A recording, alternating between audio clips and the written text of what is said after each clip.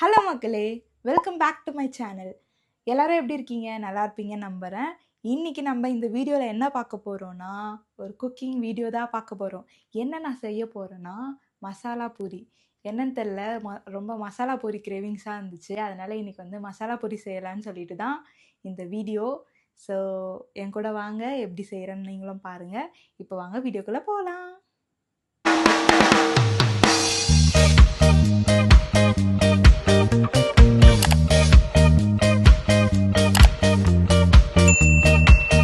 First நம்ம வந்து இந்த பட்டாணியும் அதுக்கப்புறம் வந்து உருளைக்கிழங்கு கட் பண்ணி வச்சுருக்கோம். அதுதான் வந்து குக்கரில் போட்டு வேக வைக்க போகிறோம்.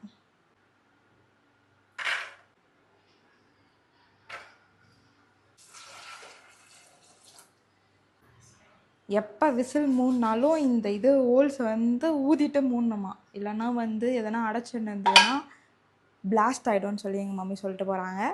அதனால் அது ஒரு டிப்ஸ் எடுத்துக்கோங்க. இப்போ நம்ம வந்து குக்கரை மூடுவோம். என்னடா இது மதுரைக்காரனுக்கு வந்த சோதனை. ஓகே, குக்கரை மூடிட்டு விசில் போட்டுட்டு 3 விசில். ஓகே, நம்ம வந்து குக்கரில் வந்து உருளைக்கிழங்கும் பட்டாணியும் வந்து வேக வச்சுருக்கோம். இது வந்து 3 விசில் வரணுமா. 3 விசில் வந்ததுக்கப்புறம் நம்ம வந்து ஸ்டார்ட் பண்ணுவோம் சமையலை. குக்கர் வந்து 3 விசில் வந்து வெந்துடுச்சு. இப்போ நம்ம என்ன பண்ண போகிறோன்னா, அந்த மசாலாவுக்கு வந்து ஒரு மசாலா அரைக்கணும்.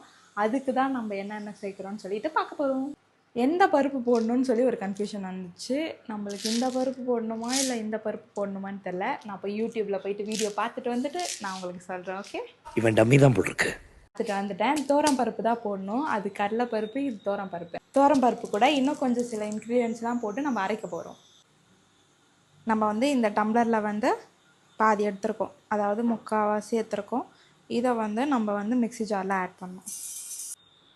1 டீஸ்பூன் ஜீரகம் ஆட் பண்ண போகிறோம். மிளகு ஆட் பண்ணிட்டோம்.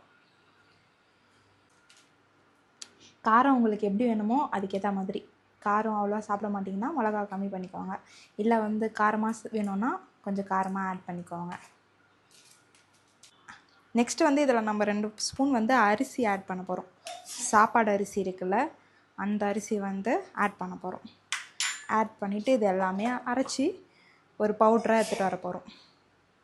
இப்போ வந்து மசாலா அரைச்சி எடுத்துன்னு வந்துட்டோம். மசாலா வந்து ரசம் பவுடர் மாதிரி வாசனை வருது. ஏன்னா ரசத்துக்கு போடுற பொருள்லாம் தான் நம்ம இதில் போட்டு அரைச்சிருக்கோமா, அதனால் அந்த ரசம் ஸ்மெல் வருது.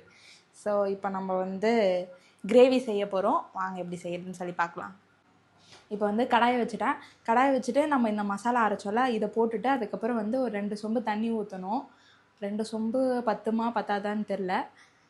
நம்ம பண்ணுறது தான் சமையல், அதனால் நம்ம இஷ்டத்துக்கு என்ன பண்ணுறோமோ பண்ண வேண்டியது தான்.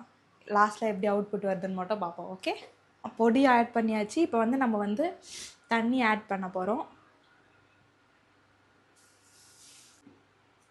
தண்ணி ஆட் பண்ணி மிக்ஸ் பண்ண போகிறோம். தண்ணி போதும்னு நினைக்கிறேன். மசாலா பூரியோட அந்த கிரேவி மாதிரி வருமா இல்லை எப்படி வரும்ன்றது தெரில, பார்ப்போம். நம்ம பண்ணுறது தாங்க சமையல். நம்ம பண்ணி அதுக்கப்புறம் வீட்டில் இருக்கிறவங்க கிட்டலாம் அதை கொடுத்து டேஸ்ட் பார்த்து அது நல்லா இருக்குதுன்னு சொல்லிட்டாங்கன்னா ஓகே, நல்லா இல்லைன்னு சொல்லிட்டாங்கன்னா நெக்ஸ்ட் டைம் வந்து பெட்டராக நம்ம வந்து செய்ய கற்றுக்கணும். அவ்வளோதான். இதில் என்ன இருக்குது சொல்லுங்கள்? அப்படி தானே சமையல் செய்ய கற்றுக்க முடியும். ஒரு வாட்டி மிஸ்டேக் ஆச்சுன்னா திருப்பி நம்ம வந்து சரி பண்ணி அது கற்றுக்கினா தான் வந்து அதுக்கு பேர் சமையல். அதனால் நம்ம வந்து நம்மளோட முயற்சியை கைவிடக்கூடாது எப்போவுமே. நல்லா வந்தாலும் சரி வரலனாலும் சரி நம்ம வந்து ட்ரை பண்ணிகிட்டே இருக்கிறோம். பானிபூரி மசாலா ரெடி ஆகலை, அதாவது அந்த கிரேவி ரெடி ஆகலை. இது வந்து ஒரு சூப் ரெடி ஆகின்னு இருக்குது. ஐயோ சிரிப்பாக இருக்குது. ஆனாலும் நம்ம கைவிடக்கூடாது. லாஸ்ட் வரைக்கும் செஞ்சு பார்த்துட்டு அது எப்படி வருதுன்னு சொல்லி நம்ம பார்த்து தான் ஆகணும். பார்ப்போம் எப்படி தான் வருதுன்னு சொல்லிட்டு. உருளைக்கிழங்கு தோல்லாம் நம்ம வந்து உரித்து எடுத்துட்டோம். நெக்ஸ்ட் வந்து இது வந்து கொஞ்சம் மசிச்சு அதுக்கப்புறம் பாதி சுண்டல் மசிச்சு அந்த மசாலாவில் நம்ம வந்து ஆட் பண்ண போகிறோம். அது மாதிரி கட்டியாக வந்திருக்கு மன்னா ஹெல்த் மிக்ஸ் மாதிரி. எனக்கு தெரிஞ்சு இன்னும் கொஞ்சம் தண்ணி ஆட் பண்ணணும்னு நினைக்கிறேன். தண்ணி ஆட் பண்ணால் கரெக்டாக வரும்னு நான் நினைக்கிறேன். அதனால் நம்ம இன்னும் கொஞ்சம் தண்ணி ஆட் பண்ணி லைட்டாக கொதிக்க வச்சுட்டு அதில் உருளைக்கிழங்கும் அதுக்கப்புறம் சுண்டலும் போட்டு ஆட் பண்ண போகிறோம். இவ்வளோ பண்ண நம்ம இதில் ஒரு உப்பு போட மறந்துட்டோம். உப்பே இல்லாமல் இப்போ வந்து இது சப்புன்னு இருக்குது. வந்து உப்பு ஆட் பண்ண போகிறோம். உப்பு எவ்வளோ தெரியாது, தேவையான அளவுன்னு சொல்லுவாங்கள்ல, அந்த அளவு எவ்வளோன்னு தெரியாது, நம்மளே ஒரு தோராயமாக போடுவோம். போதும்னு நினைக்கிறேன். நம்ம டேஸ்ட் பண்ணி பார்த்துட்டு அதுக்கப்புறமா உப்பு இல்லைன்னா நம்ம உப்பு போடுவோம். ஏன்னா இது நம்ம மட்டும் சாப்பிட்ற மாதிரி இருந்தால் பரவாயில்ல, அம்மாவுக்கும் கொடுக்க போகிறோம், அதனால கொஞ்சம் பார்த்து செய்வோம். நம்ம வந்து 1 டேபிள் ஸ்பூன் ஆஃப் கரம் மசாலாவை ஆட் பண்ணுறோம். கொஞ்சமாக வந்து கொரியாண்டர் பவுடர் ஆட் பண்ண போகிறோம். இதில் வந்து ஒரு உருளைக்கிழங்கு, அதுக்கப்புறம் கொஞ்சமாக பட்டாணி வந்து ஸ்மாஷ் பண்ணி அந்த மசாலா இதில் நம்ம வந்து ஆட் பண்ண போகிறோம். ஸ்மாஷ் பண்ணி எடுத்தாச்சு. இதை வந்து நம்ம அதில் மசாலாவில் ஆட் பண்ணிவிடுவோம். நெக்ஸ்ட்டு நம்ம வந்து இன்னொரு கடாயை வச்சு நம்ம வந்து அந்த பூரியை வந்து பொரிச்சு எடுத்துடலாம். குழம்பு வந்து ரெடி ஆகிடுச்சு. ஓகே, டேஸ்ட் ஓகேவாக தான் இருக்குது. அது ஃபைனலாக சாப்பிடும் போது தான் தெரியும் எப்படி இருக்குதுன்னு சொல்லிட்டு. இப்போ நம்ம வந்து பூரி பொரிக்கலாம்.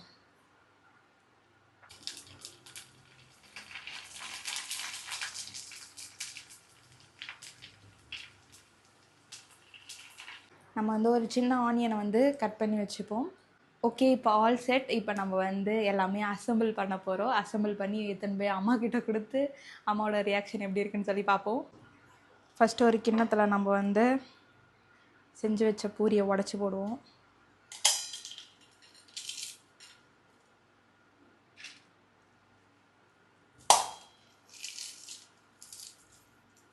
நெக்ஸ்ட் நம்ம செஞ்சுருக்க குழம்பு பார்க்க சூப் மாதிரி இருக்குது.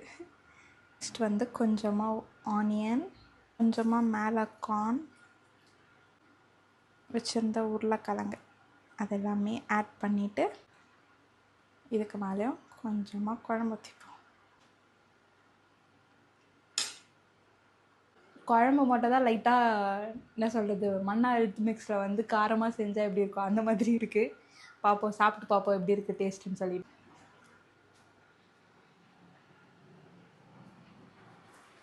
மம்மி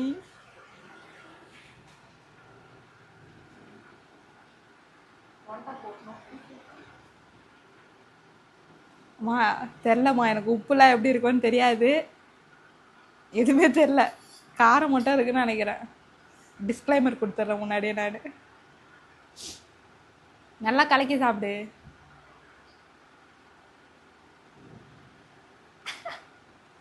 மசாலா பூரி மாதிரி இருக்கா?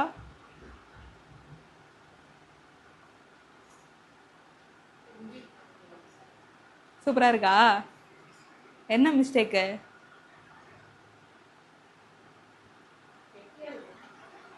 கிரேவி கெட்டியாயிடுச்சு.